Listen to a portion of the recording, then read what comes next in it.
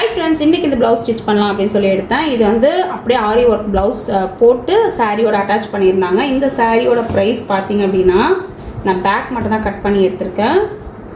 So 5480 இந்த சாரியோட price.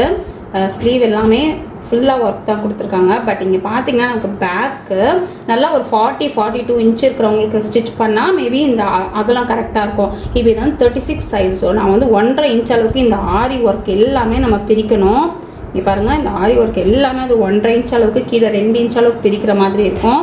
So neck எப்படியோ கம்ப்ளீட் பண்ணிவிட்டேன். ஏன்னா நெக்கோட எண்டில் வந்து த்ரெட் ஒர்க் கூட கொடுக்கல, அப்படியே வந்து கட் பீட் தான் கொடுத்துருக்காங்க. ஸோ அப்படியே வச்சு ஸ்டிச் பண்ணிவிட்டேன். சைட்லேயுமே நம்ம பிரிக்கிற மாதிரி இருக்கும். ஸோ இந்த மாதிரி ப்ளவுஸ் வரும்போது நம்ம என்ன பண்ணுறது அப்படின்னு நமக்கே தெரியாது. இங்கே பாருங்கள், கீழே வந்து நான் என்ன பண்ண போகிறேன், எப்படி ஸ்டிச் பண்ண போகிறேன் அப்படின்னா, லைனிங் வந்து ஃபோல்ட் பண்ணி ஸ்டிச் பண்ணிட போகிறேன்.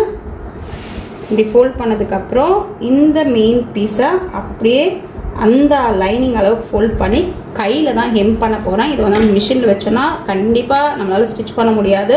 அது இல்லாமல் ஃபுல்லாக பிரித்தாலுமே இதோட ஒர்த்து, அதோட லுக்கே வந்து மாறிடும் இல்லையா. ஸோ அதனால் அந்த மாதிரி பண்ண போகிறதில்ல. ஜஸ்ட்டு கையிலே தான் ஹெம் பண்ணி விட போகிறேன். எந்த அளவுக்கு ஸ்ட்ராங்காக இருக்கும் அப்படின்னு சொல்லி தெரியல.